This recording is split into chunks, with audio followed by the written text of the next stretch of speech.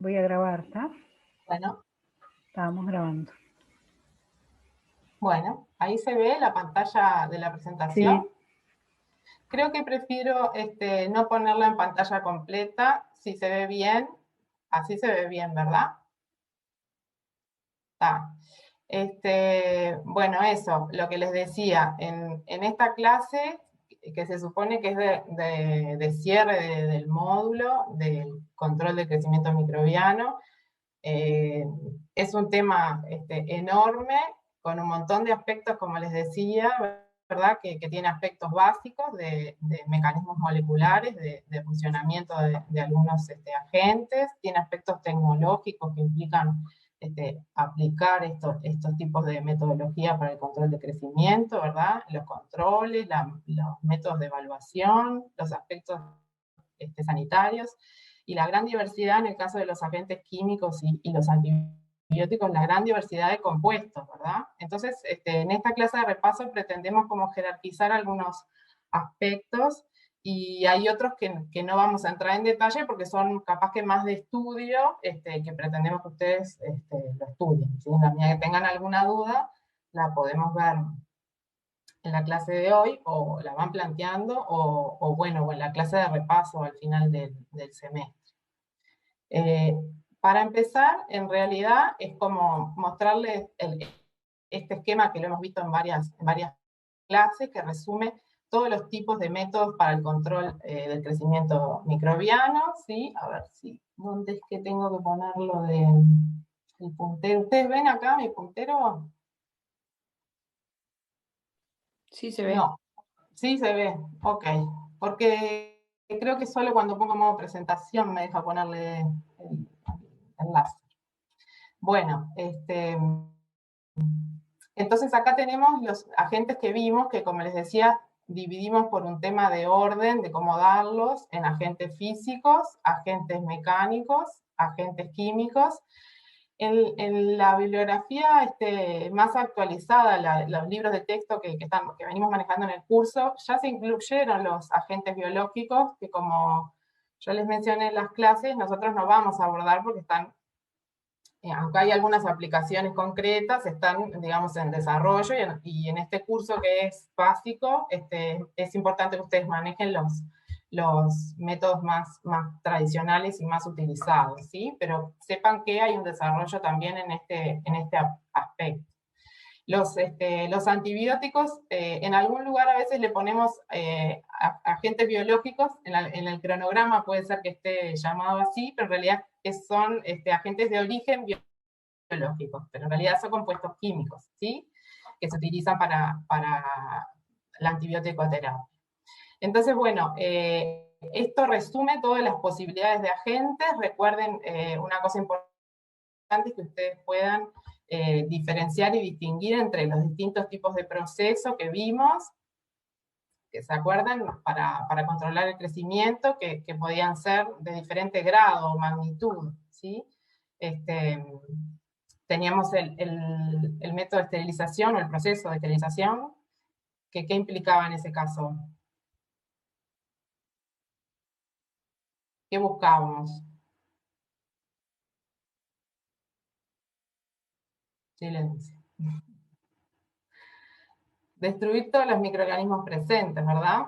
Ese es el método más exigente de todos los casos. Y después tenemos una gama de procesos que tienen, digamos, un nivel menor, ¿verdad?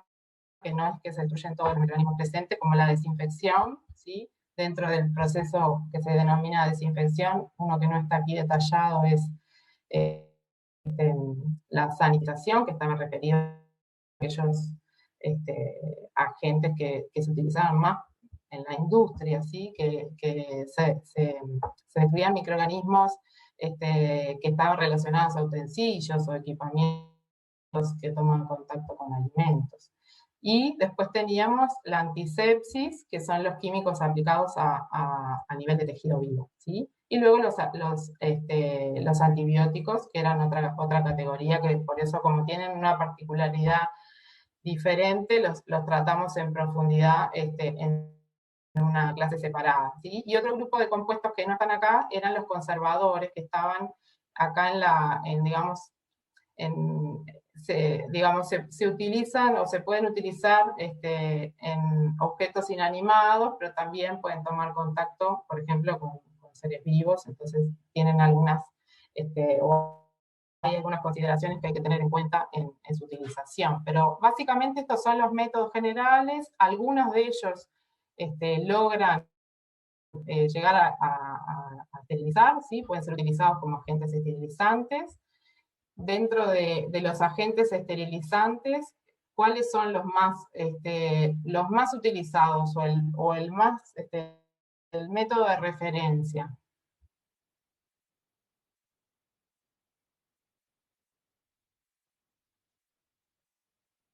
¿Están por ahí?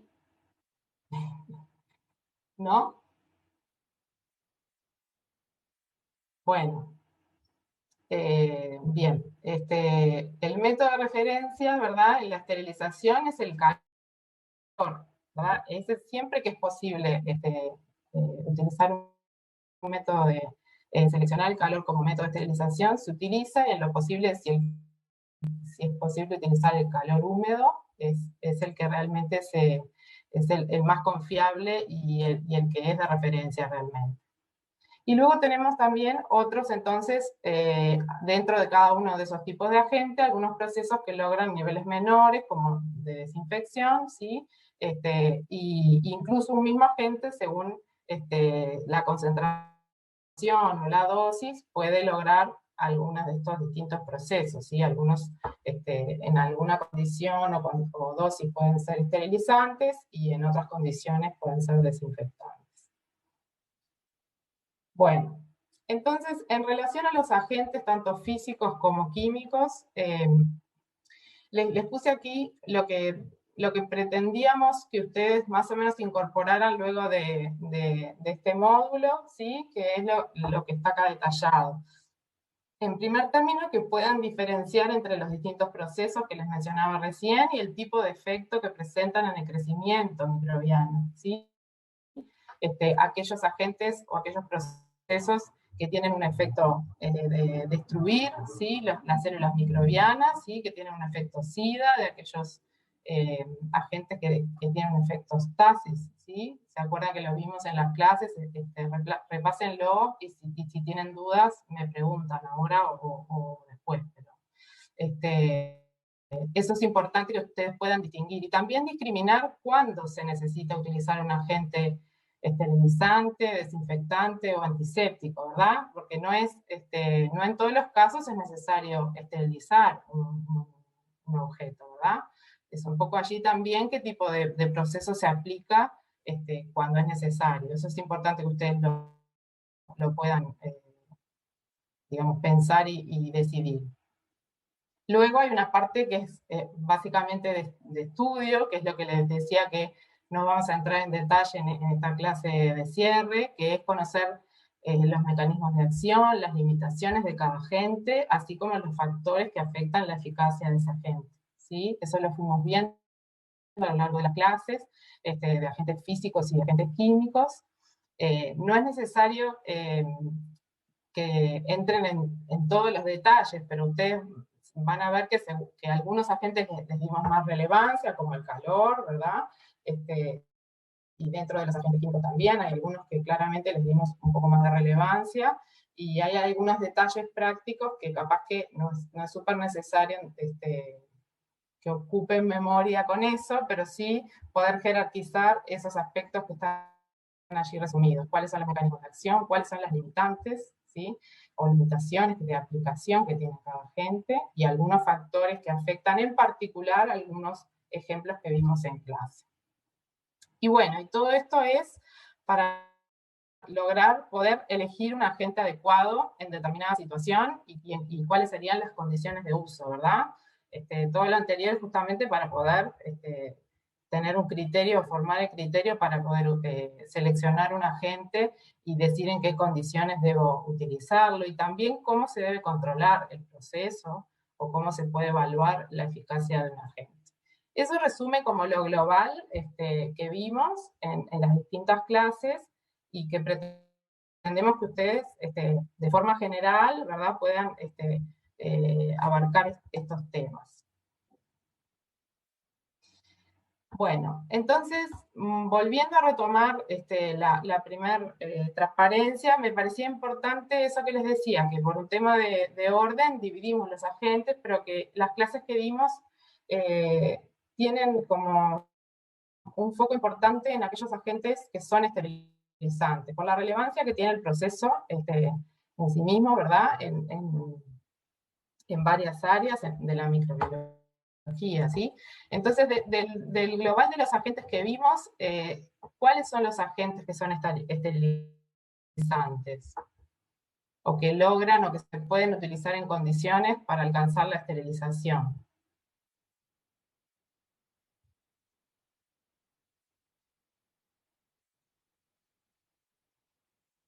No, ¿no?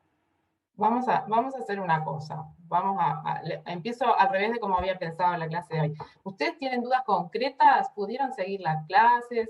¿Las pudieron mirar todas? Porque a veces yo sé que hay como sobrecarga de cosas para hacer, quedaron un poco apretadas. Quiero saber, ya que son poquitos, quisiera saber cómo, eso, si tienen dudas concretas o si más bien les sirve el repaso, porque así veo cómo sigo con la clase, porque veo que están un poco, no sé si son tímidas, o bueno, o si tienen alguna duda concreta que plantear. Yo no tengo dudas, pero en realidad no pude terminar de ver todas las clases de este tema, entonces me entré para más o menos ir ¿Y haciéndome una idea y después. Claro, ¿y cuál viste? Creo que las dos primeras y Agentes físicos y químicos. ahí va, sí. Está. Sí, a mí me sirve más bien la modalidad de repaso, no tengo dudas específicas y las últimas dos clases las miré pero medio por arriba como para llegar a la clase esta. Está. ¿Y Carolina? Sí, yo pude mirar las tres, pero dudas así concretas no tengo por ahora. Ok. Está. Porque así, y tampoco se acuerdan mucho de lo que leyeron. Yo les voy haciendo preguntas y si vemos que hay cosas que no avanzaron, sigo para adelante entonces, y después en todo caso si se les generan dudas, tanto a ustedes como a los que miren la filmación, podemos retomarlas, algunas de ellas en la clase final de repaso, antes del parcial, o pueden consultar por el foro las dudas que les parezca, ¿sí? Bueno, entonces les decía que está bueno pensar globalmente, después de haber visto las clases de agentes físicos y químicos, tratar de globalizar y decir, bueno, del total de los agentes que vimos, ¿verdad?, ¿cuáles logran ser esterilizantes? ¿Sí? O sea, ¿cuáles puede utilizar como agentes esterilizantes? ¿Sí? Entonces retomemos, si quieren, esta transparencia, ¿sí?, donde decíamos que el calor húmedo era el de referencia, el método que siempre que es posible utilizar se selecciona. También tenemos el calor seco, ¿sí?, en los hornos, ¿verdad?, que tienen como el aire caliente como agente, también son muy utilizados en algunas condiciones, para algún tipo de elementos. La radiación, ¿sí? O sea, los agentes físicos, tanto el calor como la radiación, tienen variantes en las que sí se alcanza la esterilización, ¿sí? Y luego tenemos también los agentes mecánicos, la filtración esterilizante en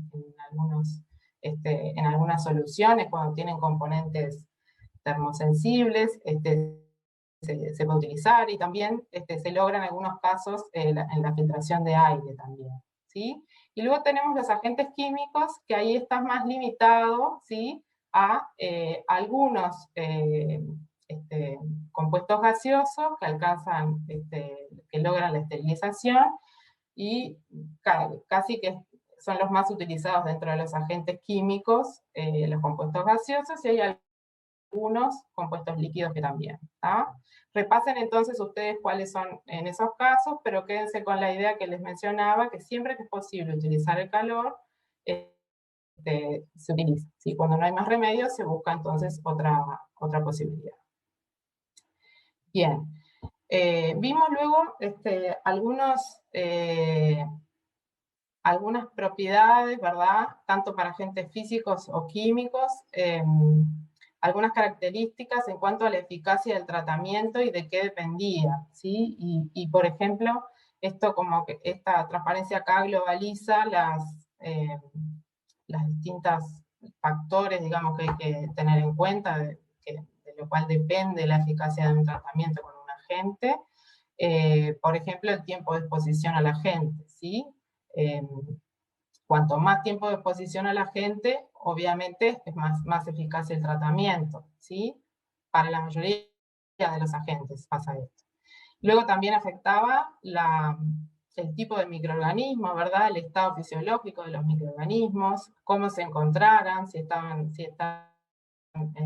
células independientes, digamos, sueltas, si estaban formando parte de biofilms, ¿sí? Eso también afectaba a la eficacia del tratamiento. Y habíamos visto en las dos clases de agentes como una escala de verdad dentro de la resistencia de los microorganismos, que más o menos general, que se acuerdan cuáles eran los microorganismos o el tipo de célula más difícil de destruir, de tratar con estos agentes.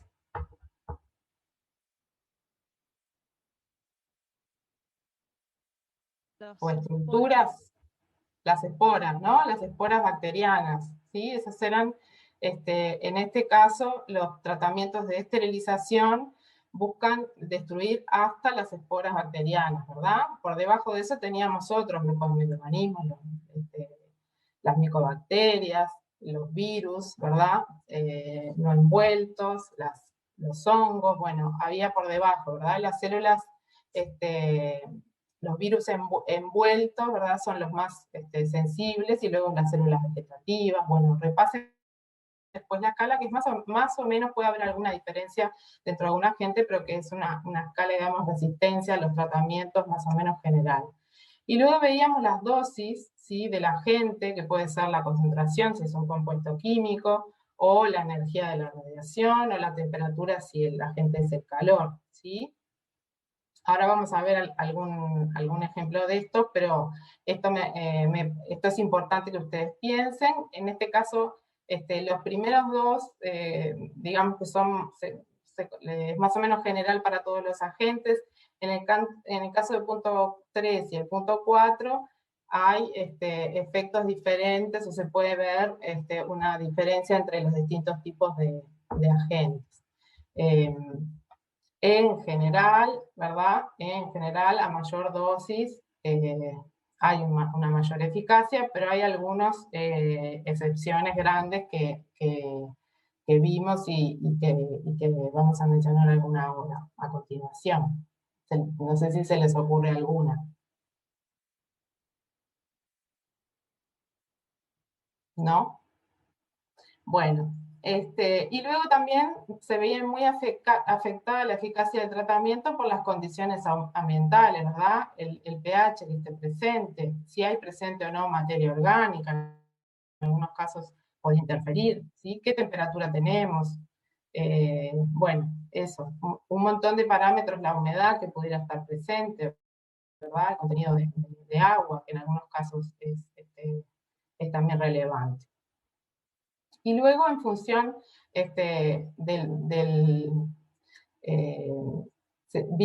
vimos algunos parámetros que explicaban cómo es la muerte de los microorganismos en función del tiempo cuando uno aplica un agente, ¿sí? Que tiene que ver con el tiempo de exposición al agente, ¿sí? Y hablábamos o definíamos el parámetro de tiempo de reducción decimal, que se acuerdan que se obtenía de esta curva semilogarítmica, donde aquí en el eje de la silla está el logaritmo del número de células sobrevivientes en función del tiempo de exposición al agente, ¿sí? Se acuerdan que era una relación lineal que se obtenía, y de la cual se obtenía el parámetro D, ¿sí? Que era el tiempo necesario para reducir en un 90% la carga microbiana en una condición específica, ¿verdad? esto es en una matriz para un microorganismo en determinadas condiciones, ¿sí? Porque eso si no, puede afectar si no el valor de ese parámetro D, ¿sí? ¿Esto lo entendieron bien? ¿Tienen alguna duda de esto?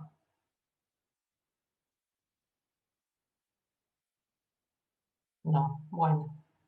Recuerdan que este parámetro no dependía de la carga inicial microbiana que yo tuviera, ¿verdad? En este caso en la curva, la carga inicial es de 10 a la 6, ¿sí? Pero si yo, en lugar de 10 a la 6, partiera de una carga microbiana de 10 a la 4, ¿cómo sería la gráfica?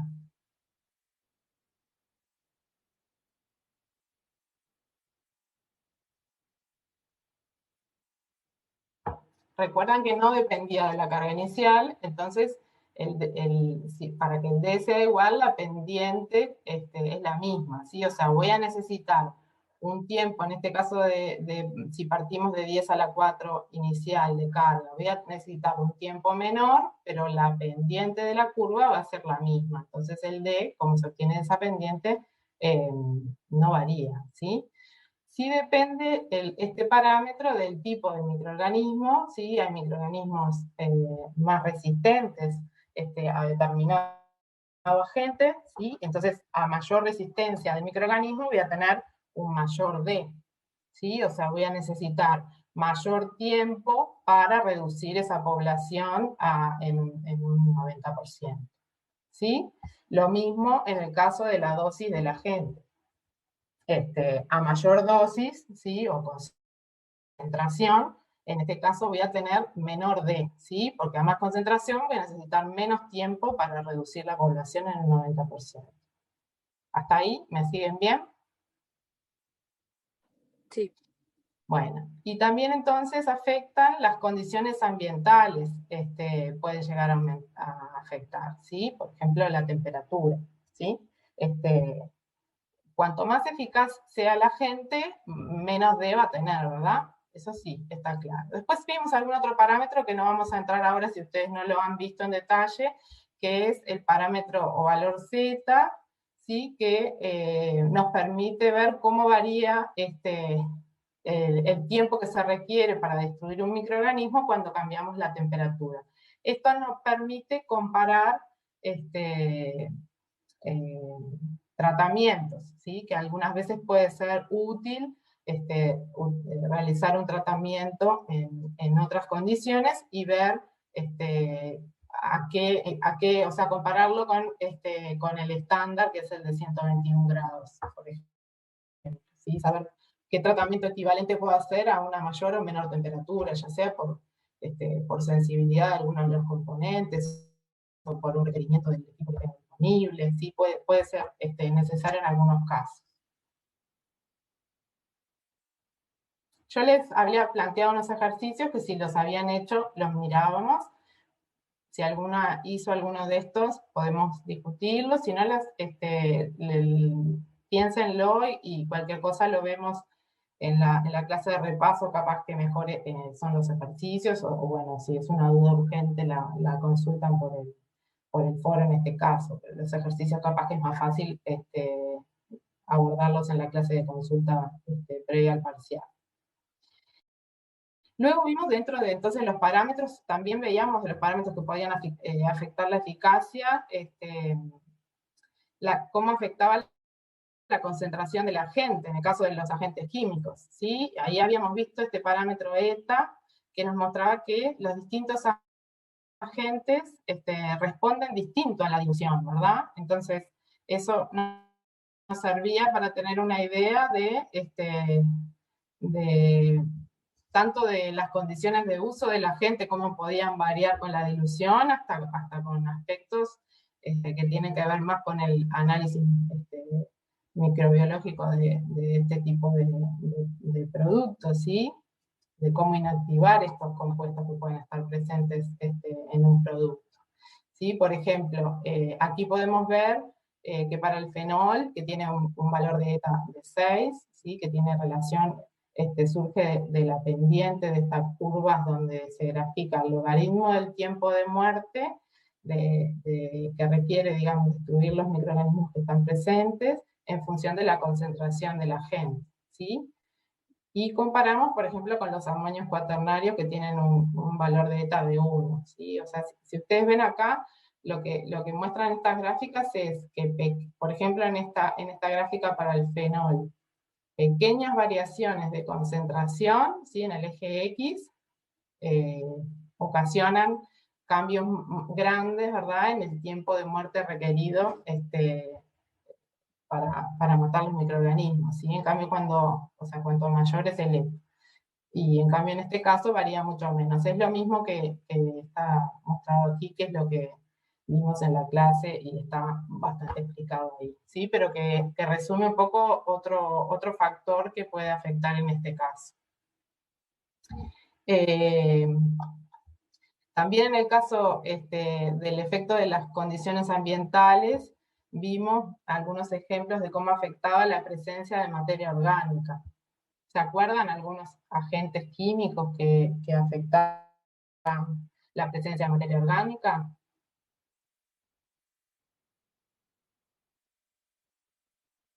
No.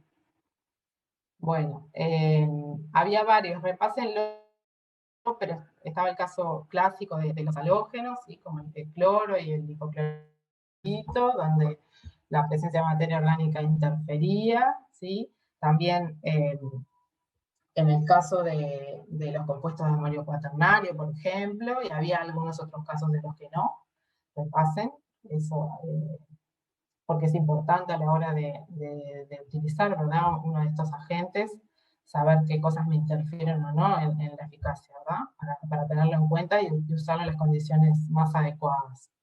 También el pH me podía afectar, ¿sí? Recuerdan que había, según la estructura química de los agentes, podía verse afectado el estado en el que estuviera el compuesto, sobre todo en aquellos ácidos o bases, ¿sí?, que podían verse afectados, en el caso del hipoclorito también, o del cloro,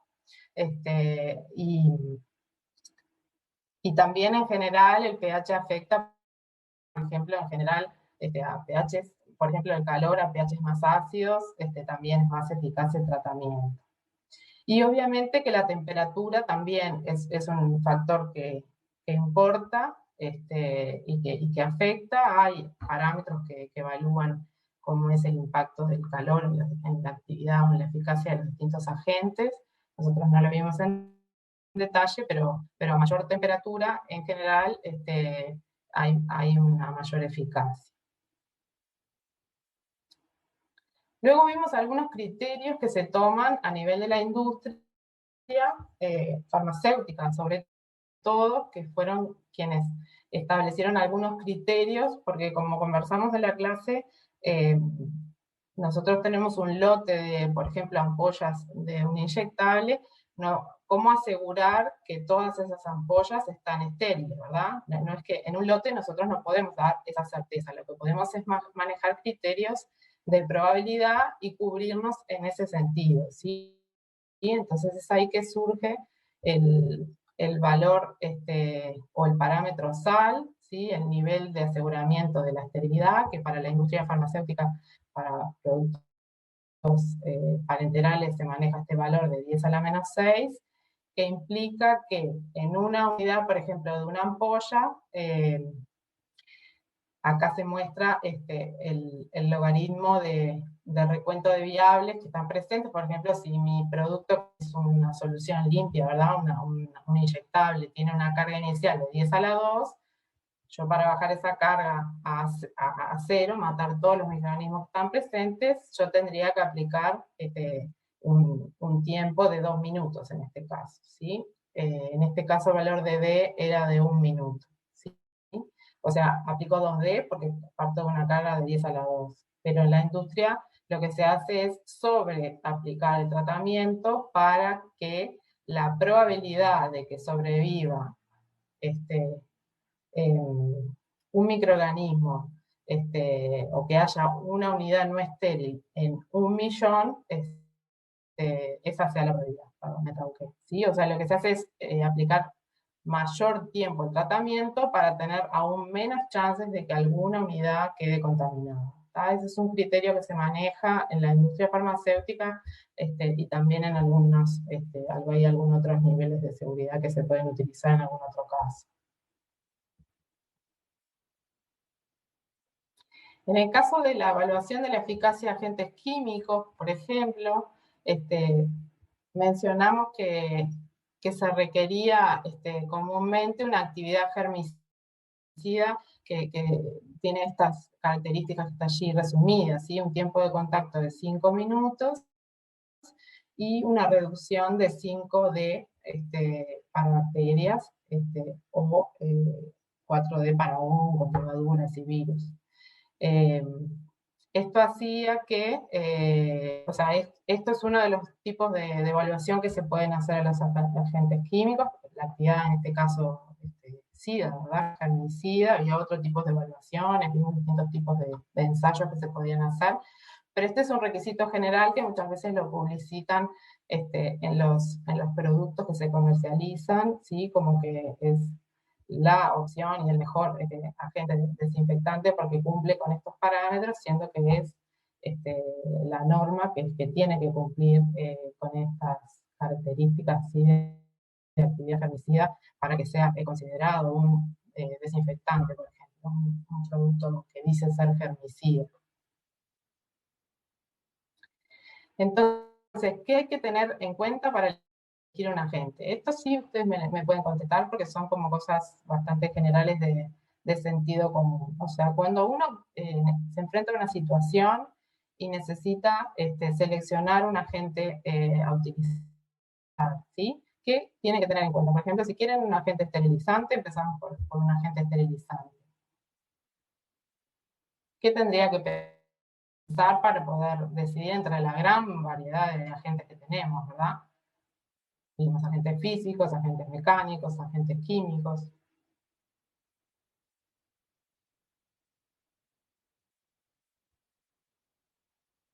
¿Nada? ¿Ninguna idea? Y primero, ¿dónde se va a aplicar? O sea, ¿se va a aplicar a un tejido vivo, a un objeto? ¿Cuál es el ambiente que lo rodea? Si hay algo que lo puede, ¿cómo es esto? Inactivar o complicar para que funcione. Eso es bien general lo que tú decís. Está claro que para un tejido vivo no vamos a buscar no vamos a utilizar nunca un agente esterilizante, ¿verdad? Eso está claro, ¿no? O sea, pero está muy bien lo que tú decís, que hay que pensar primero en las características del objeto o de la superficie o de la situación en la que estemos, ¿verdad? Si es lo que queremos es un proceso de esterilización, tenemos que pensar en las características del producto, ¿verdad? Como dijimos, el calor y el calor húmedo es el método de referencia, el más confiable, el que siempre que se puede se utiliza. Entonces, para utilizar el calor húmedo, el calor en general primero, ¿qué características tiene que tener el producto, el objeto? No puede ser termosensible.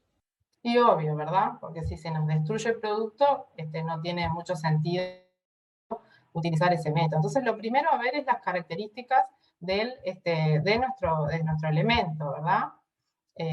Si es termosensible, no puede utilizar calor, ¿sí? Si, si no es miscible con agua, ¿verdad? Tampoco puedo utilizar calor húmedo. Tengo que evaluar si puedo utilizar calor seco. Y si no puedo utilizar calor, ¿qué otra cosa puedo evaluar? Utilizar.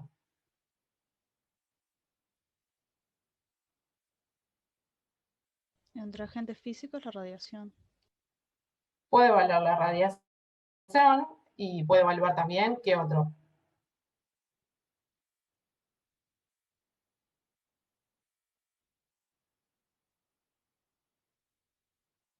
La radiación, que es lo que me sugería. ¿Qué tipo de radiación puedo usar?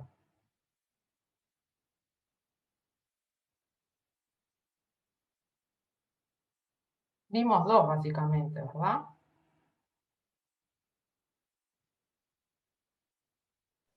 La radiación era, ¿no? ionizante y la radiación UV. ¿Cuál podemos utilizar en este caso? La ionizante, la UV no esteriliza. La radiación UV es para desinfección superficial en general, ¿verdad? De superficies o de capas muy finas de agua, porque tiene poca penetración. La radiación ionizante, sí. La radiación ionizante, les conviene repasar en cada uno de estos que estamos conversando cuáles son las limitaciones, o sea, cuándo no se puede utilizar. La radiación ionizante, ¿se acuerdan que es para productos secos? ¿Sí? Porque la radiación, si no, ioniza, ¿verdad? Si hay moléculas de agua y ahí se generan radicales libres que nos destruyen, ¿verdad? El producto, ¿sí? Bien, esas eran opciones. ¿Qué otra cosa entonces, además de las características del producto, tengo que tener en cuenta? Hoy me mencionaban si era un ser vivo o no era un ser vivo. Sí, esa es otra característica importante, ¿verdad? A la hora sobre todo de distinguir entre cuando preciso hacer un proceso de desinfección o de antisepsis, ¿verdad? Hay productos que de repente sí pueden utilizarse en ambos casos y hay productos que no, ¿no?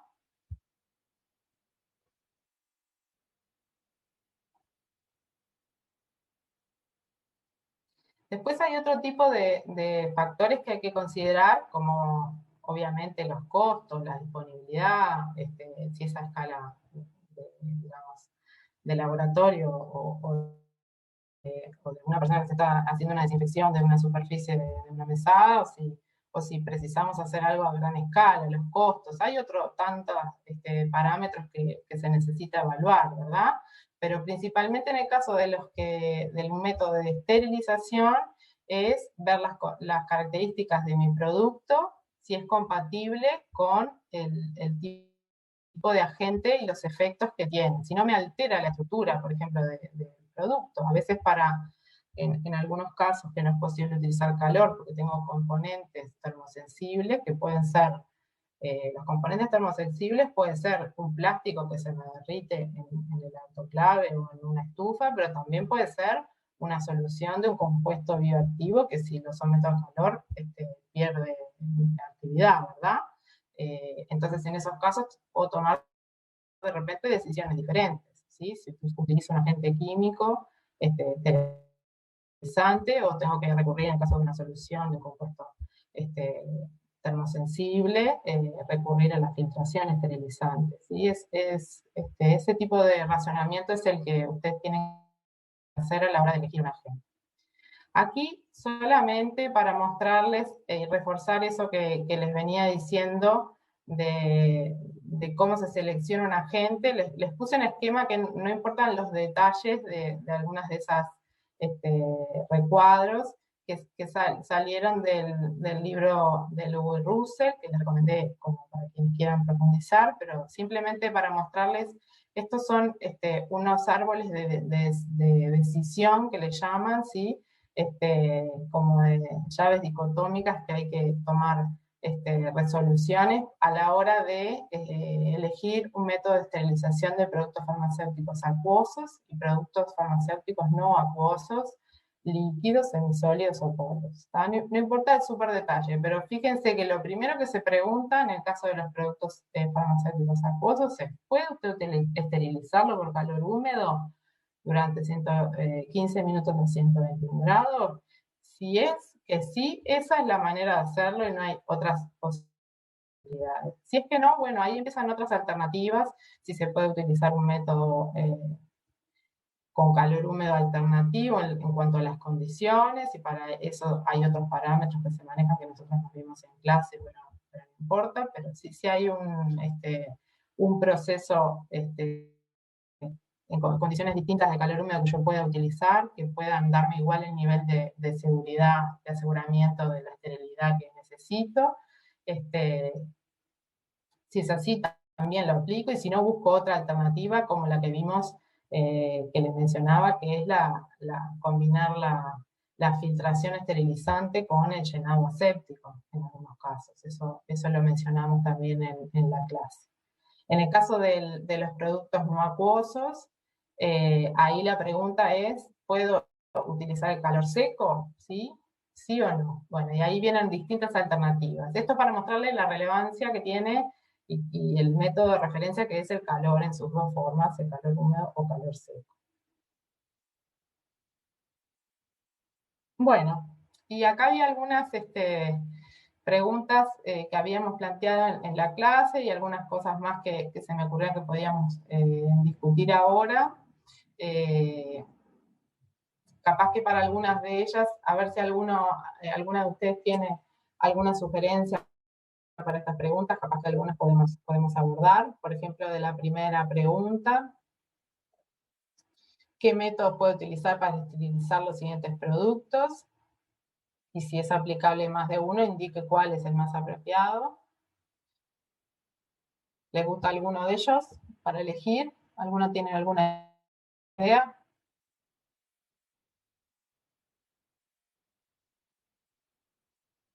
¿No?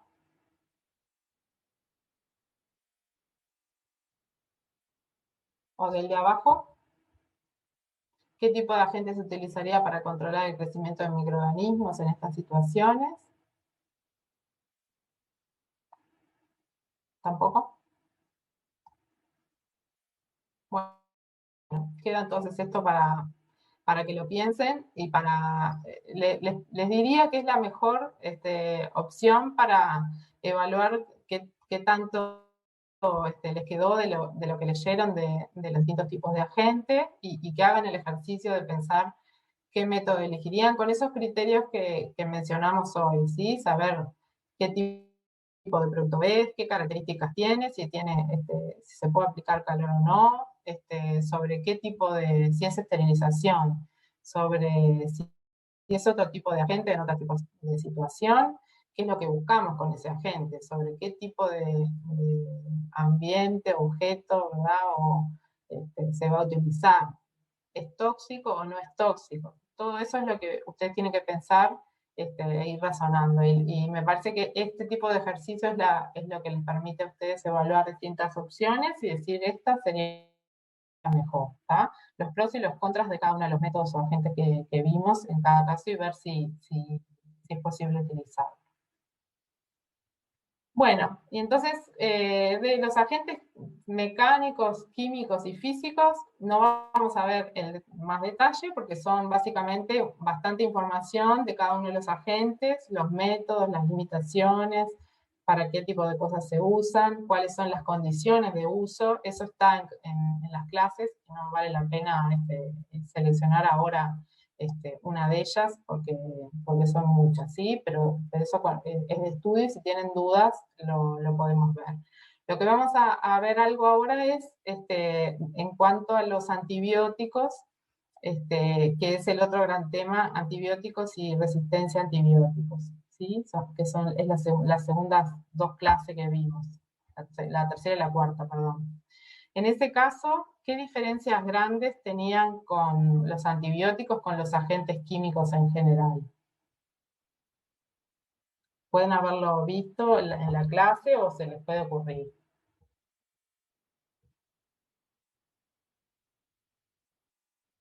¿Nada? Este Que tipo tenían un de... sitio de acción específico.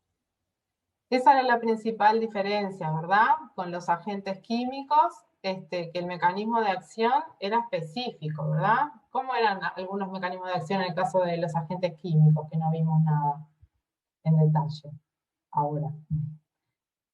Eran procesos generales tipo oxidación o mutagénicos genéricos. Ahí está, eran ¿verdad? Mecanismos que actúan de forma inespecífica en toda la célula, ¿verdad? Eso, había oxidación, había metilaciones, había desnaturalización de proteínas, afectación de las membranas, era bastante general, ¿sí? Como bien decís, en este caso los antibióticos tienen mecanismos de acción específicos, están dirigidos específicamente, ¿sí? ¿Y qué otro aspecto tengo que considerar? Además de ese el mecanismo de acción, si comparo los antibióticos con los agentes químicos, por ejemplo, usados en desinfección.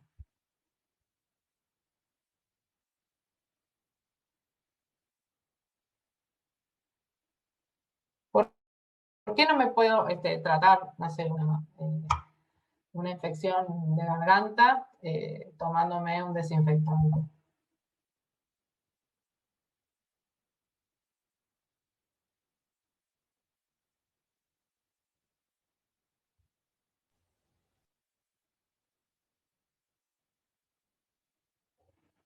En este caso aplica que sería peor el remedio que la enfermedad, ¿verdad? Hay un tema de toxicidad que en este caso es muy relevante tener en cuenta, ¿sí? A diferencia de los desinfectantes que son para objetos inanimados o los antisépticos que son de uso local, ¿sí? En la superficie, los antibióticos en general, la mayoría de ellos actúan a nivel de tejidos internos, ¿sí? Entonces es necesario, tienen acción sistémica, entonces los temas de toxicidad son muy relevantes, ¿sí? Entonces ese es otro aspecto que los diferencia. En este caso, referido a los antibióticos, pretendemos que en este módulo ustedes sepan, conozcan los mecanismos de acción de los grupos de antibióticos más relevantes. Vieron que hay muchos mecanismos de acción y vimos algunos que son los más relevantes. Que puedan explicar a qué se debe la toxicidad selectiva en cada caso. ¿Se acuerdan lo que era la toxicidad selectiva?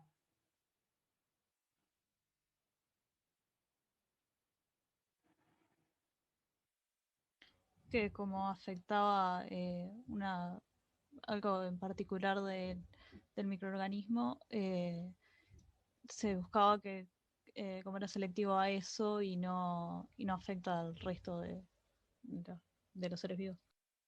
Uh-huh. Eso justamente es lo que hace que yo pueda tomar un antibiótico que va a actuar sobre los microorganismos y no afectar, en este caso, al hospedero que vendría a ser yo, ¿sí? O sea, el compuesto tiene que actuar selectivamente destruyendo las células bacterianas o microbianas, pero no las humanas, en este caso, ¿sí? Eso es una diferencia grande con los agentes, ¿verdad? Que tenían ese mecanismo general, que seguro que si me tomo un antibiótico, me afecta, si me tomo un desinfectante, me afecta o actúan esos mecanismos generales al barrer, ¿sí? En este caso es muy importante lograr esa toxicidad selectiva que en los distintos grupos de antibióticos vimos cómo se lograba, las dificultades que podían presentar en algunos casos. Eso es importante que ustedes lo manejen. Y también explicar los factores, que puedan explicar los factores que afectan a la actividad y al uso de los antibióticos de forma general, ¿sí? Acá lo mismo que en el caso de los desinfectantes. Acá también tenemos un montón de compuestos. Nosotros pretendemos que ustedes conozcan los blancos de acción de los distintos antibióticos, a qué se debe la toxicidad y algún ejemplo de cada uno de ellos. Pero no que ustedes se sepan todas las estructuras químicas y todas las generaciones de los antibióticos. ¿Sí? Hay una información que se incluyó en las clases, sobre todo unas tablas de resumen de tipos de antibióticos de cada grupo, que es para que ustedes manejen, digamos, el grado de desarrollo en esa área, los distintos antibióticos que corresponden a ese grupo, ¿sí? Pero lo que está detallado es lo básico que pretendemos, y los ejemplos es lo básico que pretendemos que ustedes puedan conocer, ¿sí? Y luego, referente a los mecanismos de resistencia a antibióticos, que fue la última clase que tuvimos, que vimos distintos mecanismos de resistencia que podrían presentarse y cómo se puede diseminar esa resistencia, ¿sí? Eso es como que lo que pretendemos básicamente de esa parte de la clase, así como interpretar cómo se evalúa un ensayo, la sensibilidad o resistencia a antibióticos en un ensayo, ¿sí? De laboratorio, a nivel de, por ejemplo, aislados clínicos que se obtengan. Eso también lo vimos. Se me deja acá. Esto ya lo discutimos. Y entonces, solamente como un pantallazo general de lo que vimos entonces los distintos mecanismos de acción focalizados en aquellos antibióticos antibacterianos, principalmente, ¿sí? Dentro de ellos teníamos varios sitios blancos a nivel celular que podíamos actuar, ¿verdad? Uno era la síntesis de la pared celular, que es de los más relevantes porque es de los grupos de antibióticos más amplios y más utilizados. Y allí vimos a qué grupos. Las penicilinas y cefalosporinas, ¿de qué grupo eran? ¿Se acuerdan? Así el nombre genérico. ¿Beta-lactámicos? Los beta-lactámicos, sí. ¿Y cómo actuaban? ¿Te acordás? Eh, eh, Se unían a las transpeptidasas. Ujú. Que estaban involucradas en qué parte de la síntesis Eh, de la pared.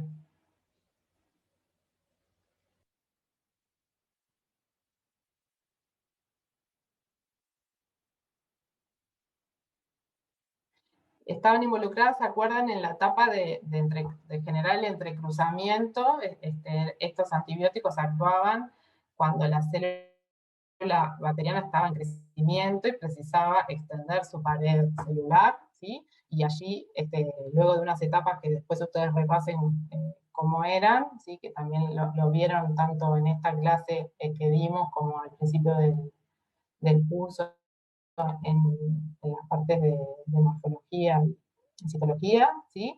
Donde una vez que se extendían las cadenas de peptidoglicanos, ¿sí? Después que se abría la pared y se lograban insertar los bloques de construcción, había que regenerar esos entrecruzamientos entre las cadenas de peptidoglicanos, ¿sí? Ahí estaban involucradas estas enzimas que decías tú, las transpeptidasas, y ese nivel que actúan los antibióticos beta-lactámicos. También mencionamos la vancomicina, que también actúa a este nivel. Y luego tenemos otra serie de sitios blancos de acción de antibióticos, como es la síntesis proteica, ¿verdad? Que vimos allí los antibióticos que actúan a nivel de la subunidad 50S y de la subunidad 30S. Aquí en el caso de la síntesis de la pared, ¿por qué presentan esa toxicidad selectiva que decíamos recién en las transparencias anteriores?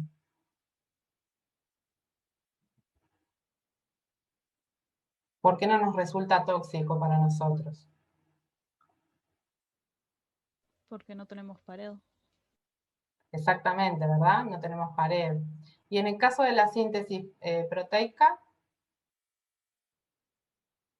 realizamos síntesis proteica, ¿verdad? Nuestras células. Y en este caso, ¿por qué no nos afecta?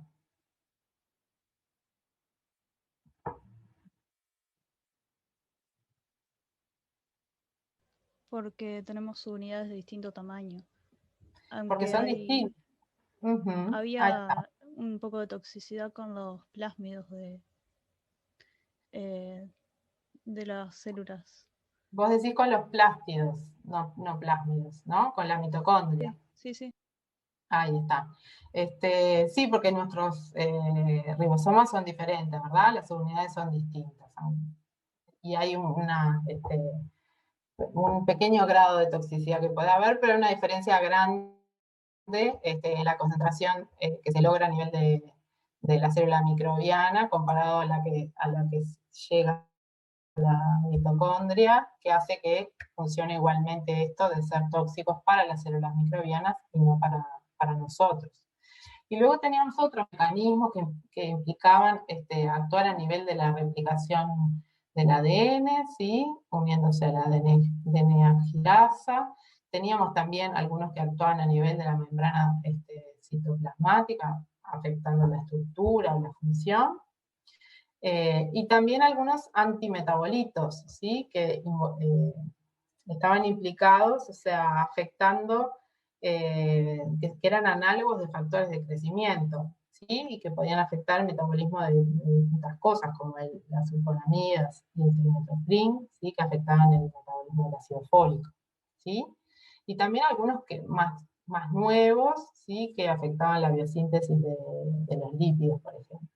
O sea, teniendo un panorama así de cuáles son los sitios blancos de acción y algunos ejemplos de antibióticos que puedan actuar algunos de ellos, es más o menos lo que hemos visto, pero ya les digo, no fue un relevamiento exhaustivo, sino más bien que ustedes se queden con la idea general de cuáles son o pueden ser los blancos posibles de actividad de estos antibióticos y algunos ejemplos de ellos, ¿sí?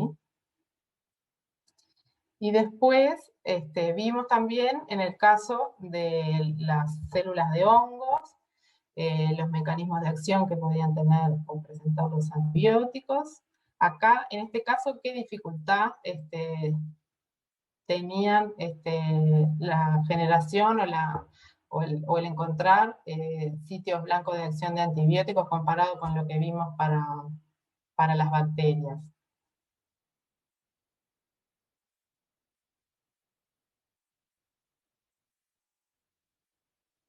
¿Puedes repetir la pregunta?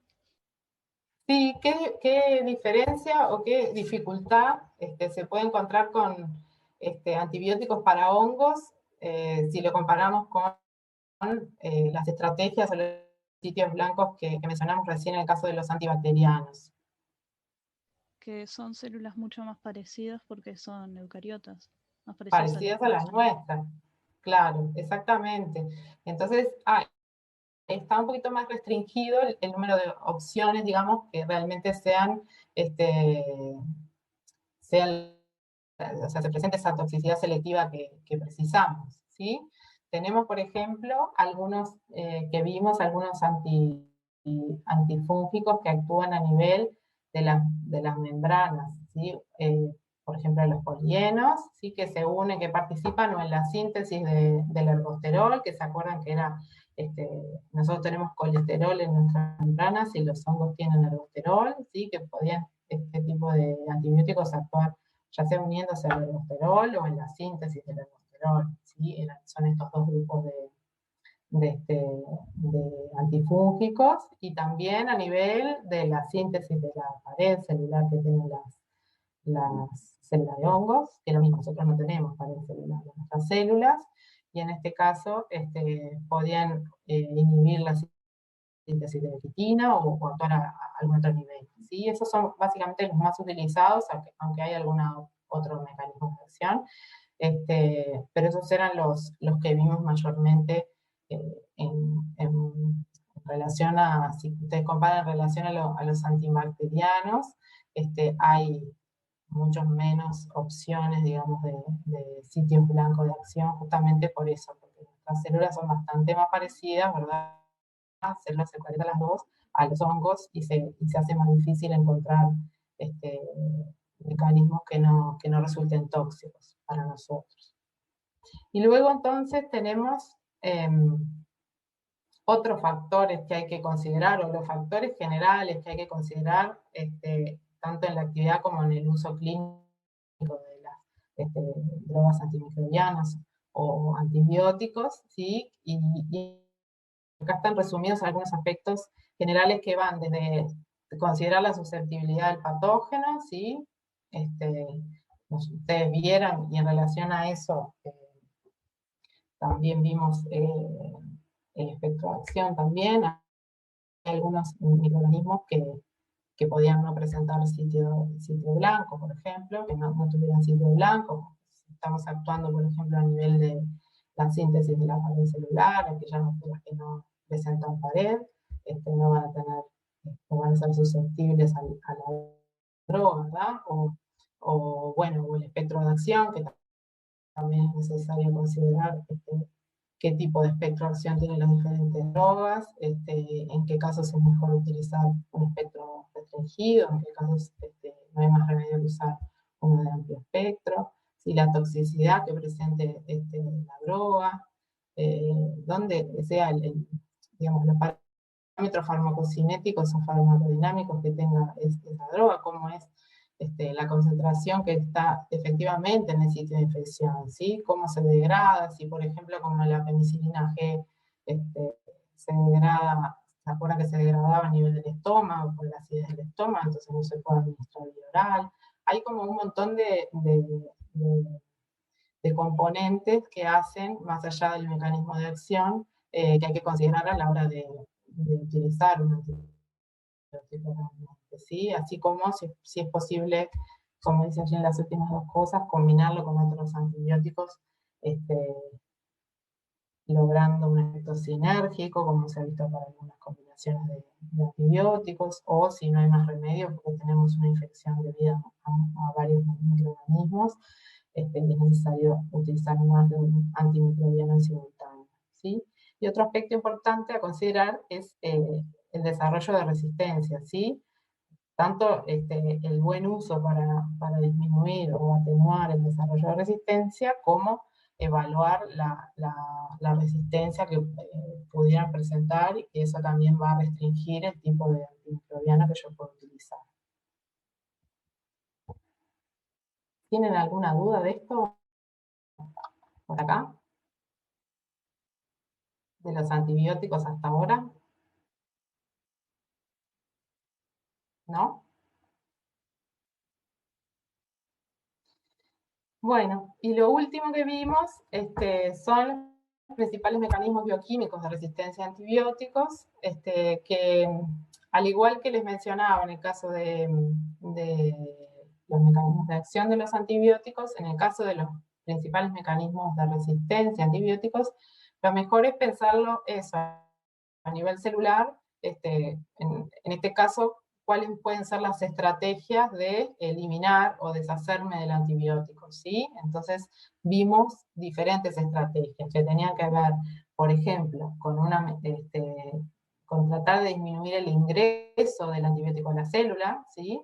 O con tratar una vez que ingresa, sacar para afuera la mayor cantidad de antibiótico posible, de manera que la concentración real dentro de la célula sea muy baja, y entonces minimizar así el efecto que pudieran tener, ¿sí? ¿Se acuerdan que en el caso de la menor captación estaban implicados,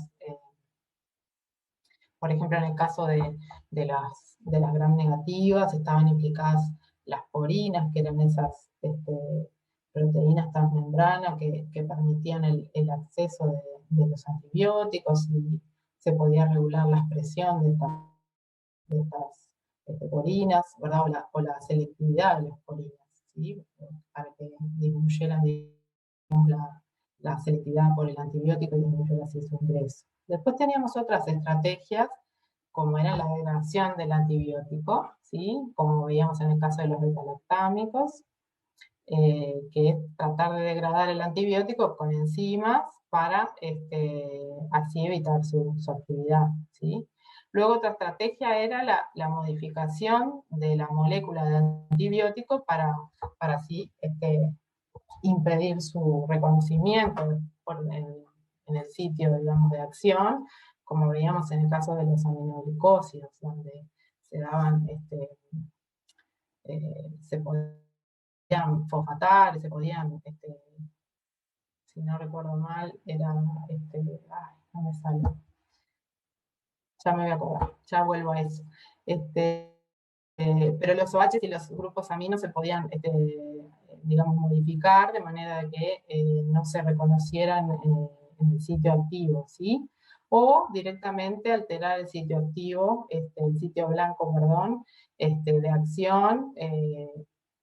Sobre todo esto estaba dirigido a disminuir la afinidad por el antibiótico, en general eso eran para enzimas que estaban, que se disminuía esa modificación, que en general estaba asociada a mutaciones que se daban en el sitio blanco, y que eso hacía que disminuyera la afinidad por el antibiótico. Y me faltó las bombas de flujo, ¿sí? Que estaban involucradas en esa sacada para afuera del antibiótico, ¿sí? Que muchas veces vimos que era un mecanismo también que podían, algunas de ellas, ser bombas de flujo multidroga, o sea que los microorganismos, las bacterias que adquirieran o que tuvieran presente este tipo de bombas, y que se pudiera, en algunos casos, aumentar la presión, ¿sí? de este tipo de bombas, adquirían muchas veces la capacidad de eliminar un montón de antibióticos, o sea, se volvían resistentes a varios antibióticos y no a uno solo, ¿sí?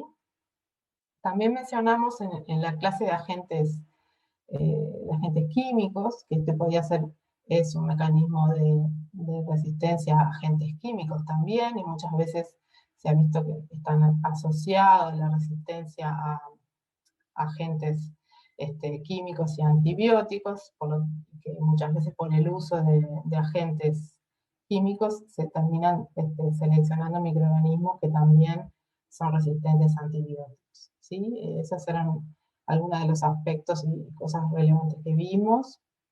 No recuerdo o no sé más bien si tienen alguna duda de esto, si quieren ver alguna cosa más, o si lo dejamos para retomar alguna duda puntual que tengan en las últimas clases.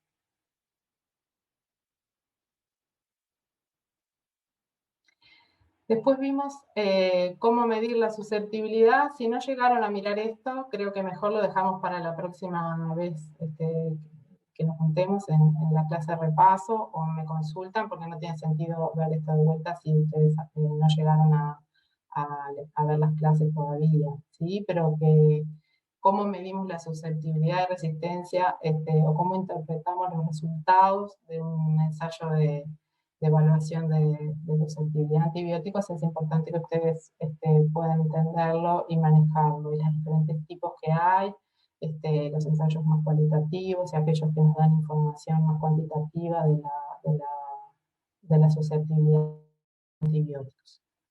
Y después, lo otro que vimos es algo del origen y evolución de la resistencia, pero lo mismo, si todavía no han podido mirar, no tiene sentido repasar algo que todavía no han podido verlo. No sé si tienen dudas de esto puntuales o si lo dejamos para la próxima.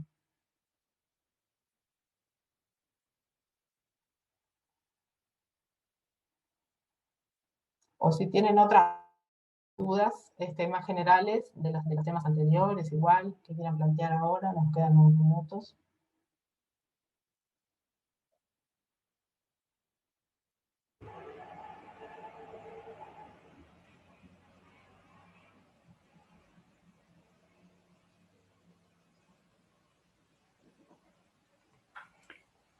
Una pregunta, si no tiene preguntas teóricas, la pregunta es, ¿hay alguno de ustedes que sea de la tercera rotación? No.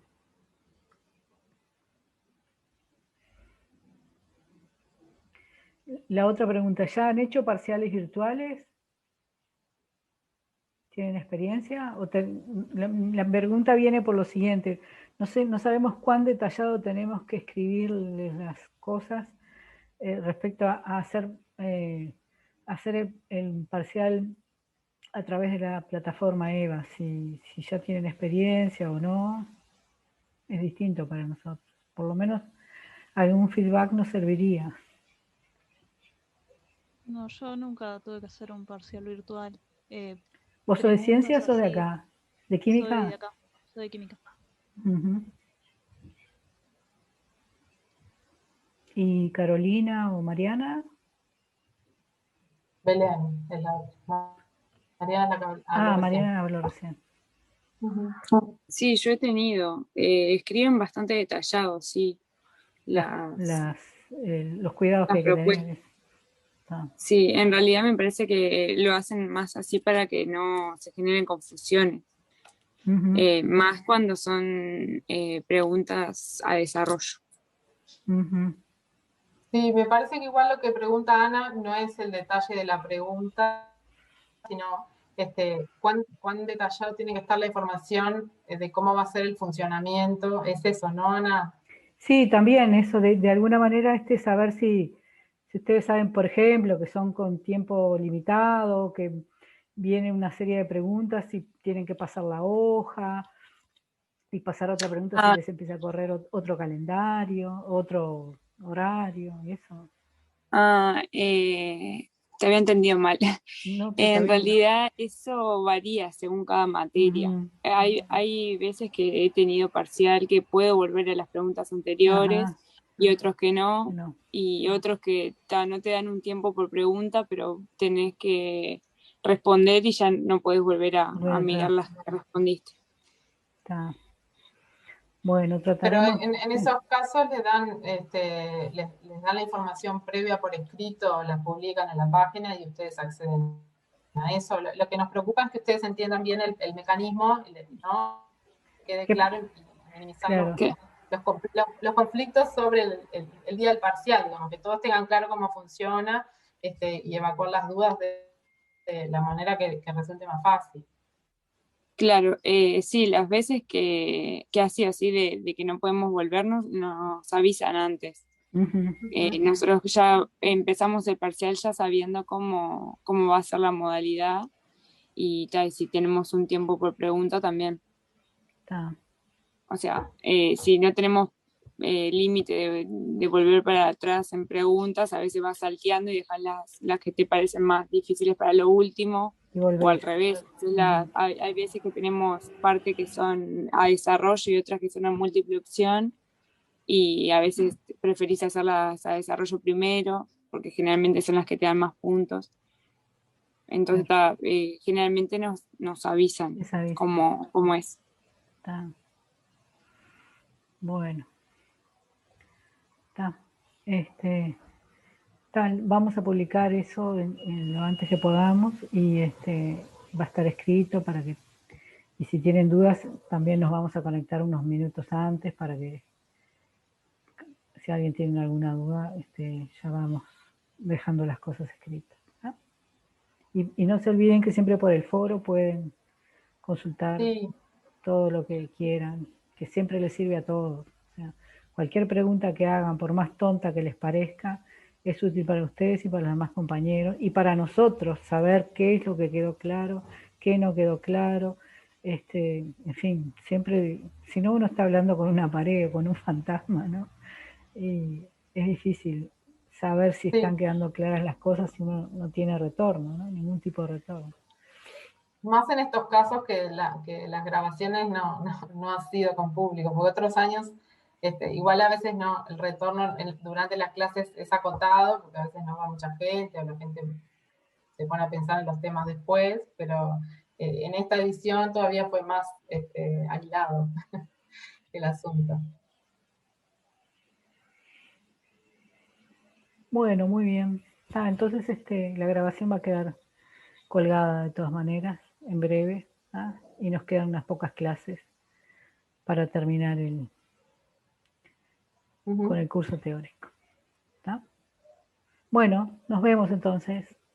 Chao. Chao. Chao. Chao. Ana, para lo del host, para cortar acá es lo mismo. Tiene host o algo. ¿Cómo hay que dejar después la sala? Eso, no importa. Yo sé cómo se hace.